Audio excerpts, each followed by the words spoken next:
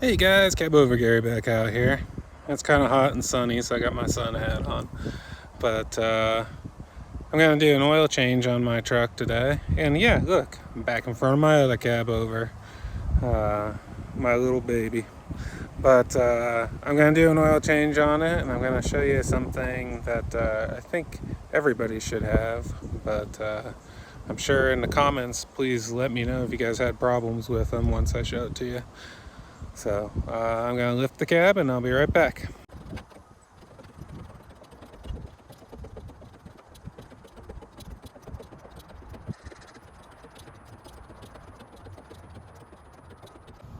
So guys, this is what I'm talking about. It's called a Fomoco valve, I believe it is. I put a picture of one in here. But all it is a quarter kern thing. Makes it easy to change your oil. And it allows me to do something that, since I don't really have a shop to work in, I'll show you. Okay, so I'm always out in the gravel and stuff, and I like to put it in these jugs. I'll show you what. So all you do is you lift up and turn it, and it starts draining. So it does slow down the drainage a little bit, but I like it because I can put it in these jugs and keep stuff cleaner and control it more. Still does get me on a windy day a lot. I think you could put a hose on the end of that, which I should probably do. But yeah, pretty neat little thing to have on your oil pan, I think. What do you guys think? I'd like to hear you guys' comments on these, see if you guys like them or not. And the bottom of my truck is filthy. I went through a rainstorm on fresh asphalt, and it got all over everywhere. And made a mess. Plus, I've had that oil leak forever. Alright. Now, the next part of this, curious what you guys are gonna think. So I run old mechanical motors, so there's no computer, nothing's high pressure, no sensors. So I do this. I'm gonna get out of here. I take that oil that I drained and I burn it. So I figure that saves about 45 bucks every oil change and fuel. Get some of your money back. I don't know, what do you guys think about that?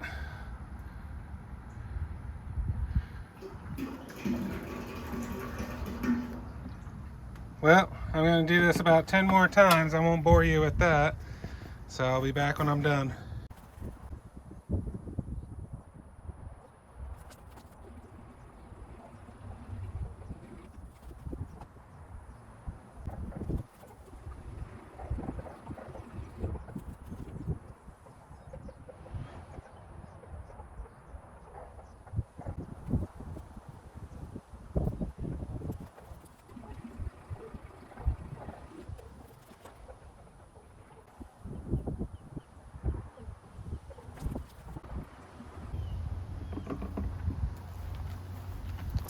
Well, that was 8 gallons out. There's still a little bit dripping slow, so I'm gonna lift this up and let it drain as I do the oil filter and stuff like that. I'll show you what I mean. So this is what I mean by that. I just put a board underneath it and forced it under the valve, open the valve, and I'm just gonna let it drain. It's starting to get a little windy out here, so I couldn't just leave it on the ground. Let's look out on the side of the container. And my ultimate goal is to get as little oil on the ground as possible. That's always been my case. So I'm trying my best not to make a mess. So I'm gonna go over to the other side and start working on getting the filter off. So guys, this is what I use in my truck. I use Fleet Guard filters. That's what Cummins recommends. So there's, and then I use 1 gallon of Lucas. Then it usually takes about 8¼ gallons of oil. I just use the Shell Rotella T4. I change my oil between 10 to 12,000 miles, and I know that there's like synthetic options and stuff that might be better, stuff like that, but it just makes me feel good to see the oil coming out of the truck every 10 to 12,000 miles and not having to worry about something being in there and missing it. I know like Gentry and Sons, he's doing the AMSOIL. That stuff's supposed to be good for up to like 60,000 miles or maybe even more. But and you could do oil samples. That valve would make it really easy. Take an oil sample every 10,000 miles, send it in, run it. So that is definitely one way to do it. I just feel better changing all the fluids out of the motor every 10,000 miles. That's just me. And I've had good luck with Rotella. I'd be interested to hear what your guys' favorite oil is, and if you guys like Lucas. I really feel like this helps when you start up a motor. I feel like it keeps oil in all the joints and stuff. That's why I run it. Now recommended is 2 gallons in there, but I did that in my last little Freightliner, and when I sent an oil analysis in, came back as 50 weight oil, so I didn't want to do that anymore. So I only run 1, but I feel like that's definitely helps. Keeps oil on stuff, keeps a film at least for cold starts and stuff like that. So I'm gonna pull this filter off. I don't think I can get you in there to see. I'll see what I can do. Okay, so the filter on this truck is right there. Let's see, I gotta grab my pliers.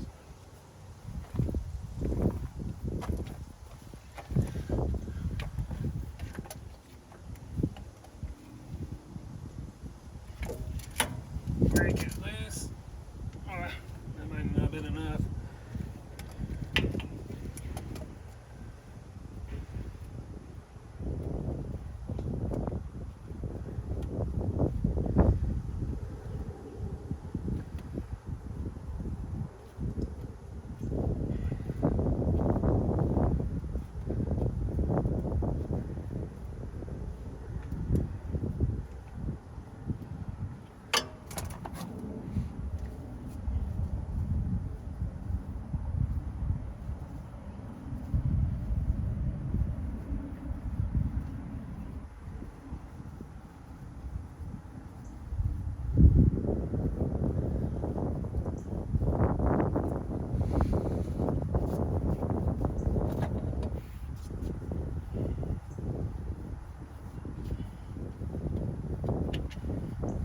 Alright, there's the old oil filter.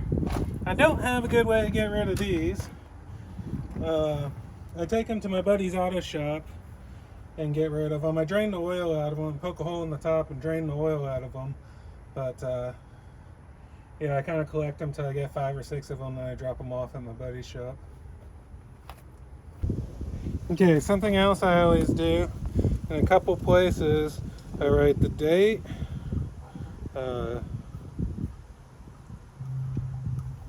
and the mileage.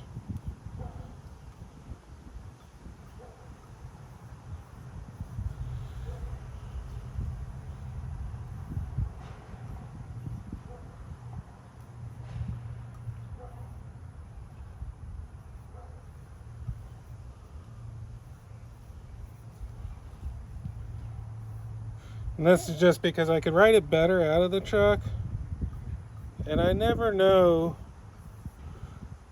where this is going to stop spinning when I tighten it up.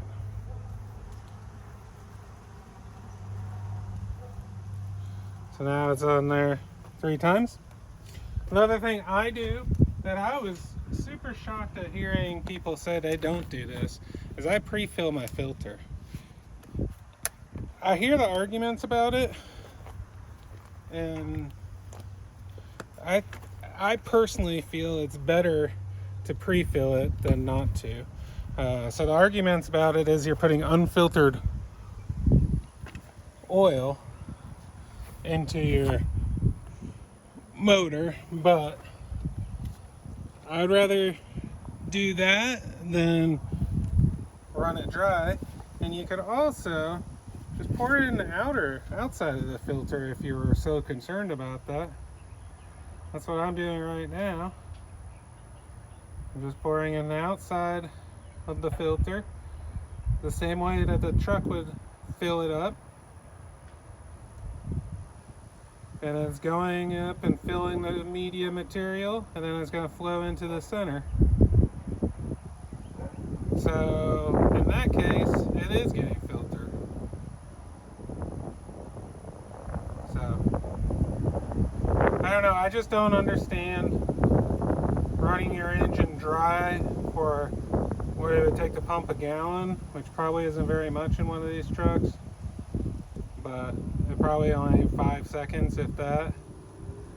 But still, that's 5 seconds without oil. Could be less than that, I have no idea. But yeah, since that's come up, I stopped pouring down the middle, I just pour around the side. And these filters take about a gallon.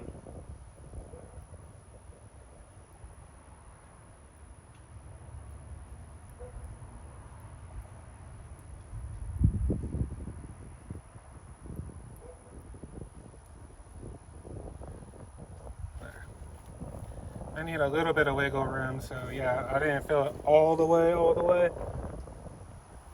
But as you guys can see, it's filled pretty full. That's just so I don't spill it on the ground. And then I was always taught to wet down your mating surface with a little bit of oil. And make sure the old one is off, the old O-ring, because that'll make a bad day.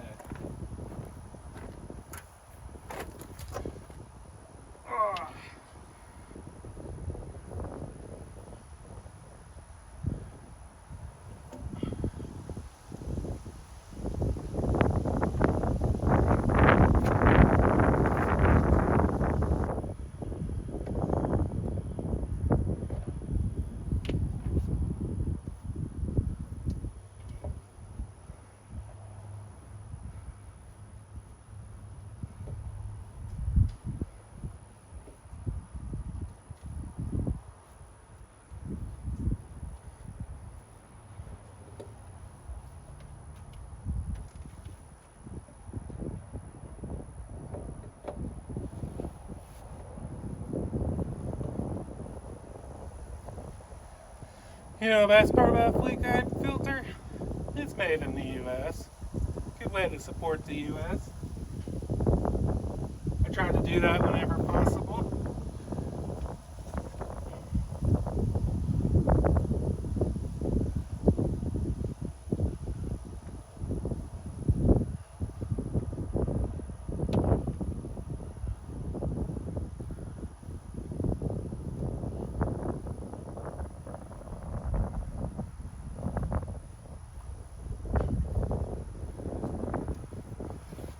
Long threaded one.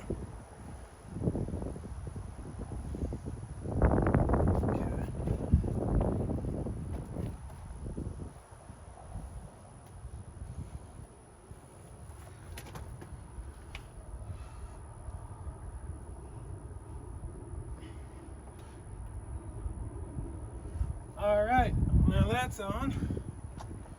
Now I gotta go check the oil on the other side, where I'm draining it. Make sure that's good, then we'll start filling it. So I also got a new air filter too, so I'm gonna change it out. I try to do these about every 50,000 miles. It just depends on how dirty that I get. This one looks like I've got less than 30 on it and it needs it. But we're gonna do. Oops.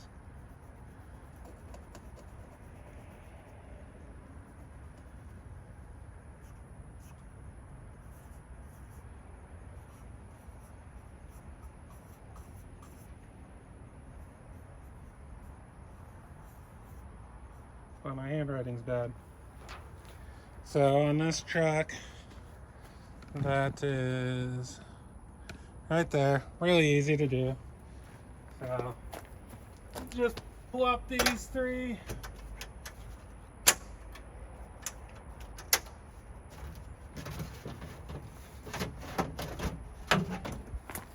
Take that old one out. And then you always want to see if there's anything. A lot of times there's dead bugs on the bottom. So always wipe it out. And then take the new one, which is hot from being in the sun.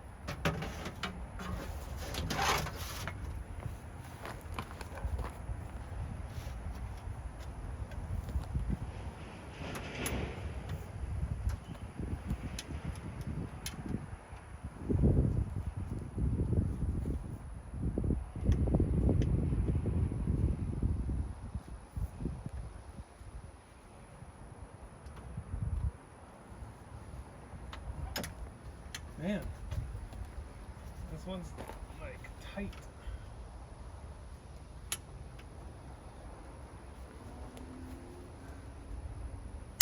There's one.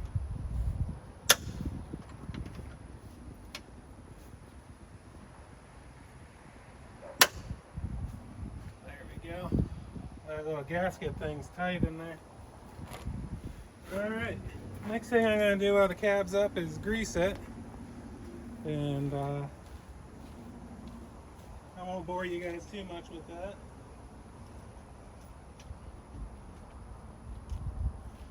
I did buy one of these Bauer, the Harbor Freight grease gun, and it's pretty dang good. I like it.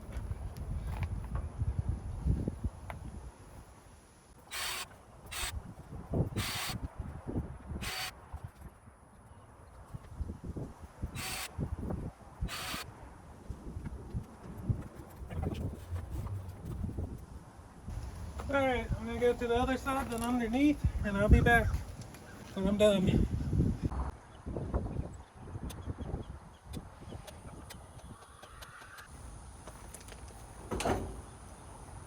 Alright, now time to fill. Alright. This is what's left over from the oil filter. The dipstick and oil filler here.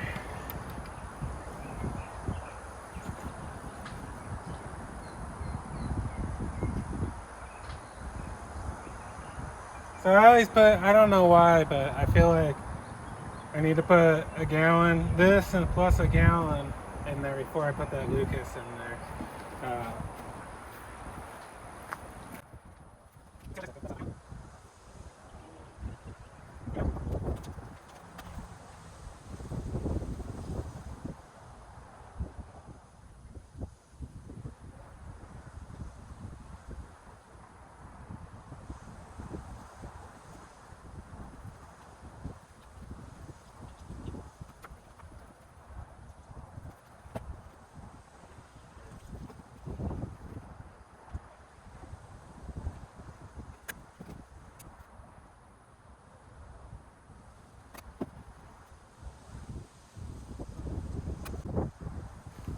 Okay guys, that's 9 gallons.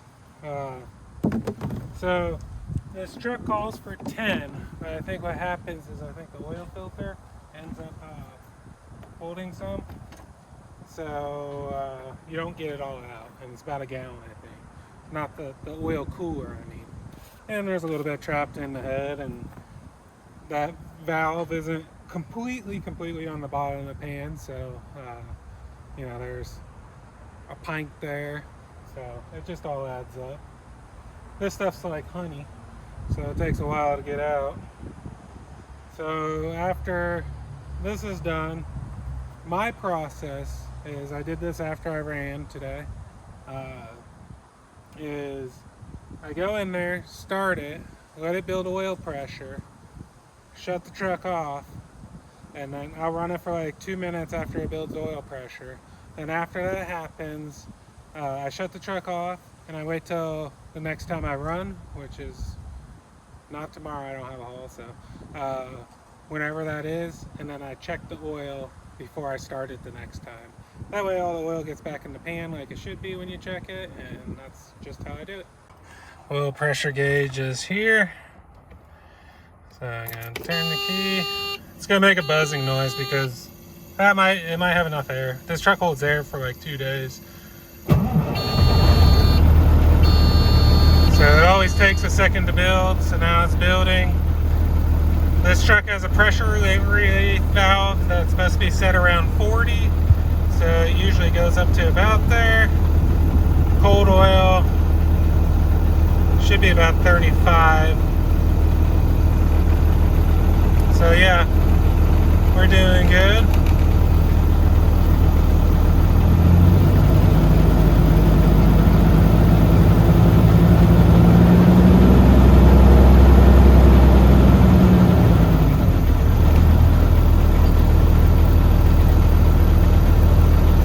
So yeah, that's where it should be about. That's where it runs. Always has. Before and after the rebuild, has always ran there. The first time I got in the truck, it ran there, and then the day that it blew up, it ran there, and then the day after I did the rebuild, it ran there. So I've just always been watching there. That's what it runs going down the highway when it's hot. It'll run about 25 at a hot idle and about 32, 33 at cruising RPM. So, well guys, that's going to do it for this video.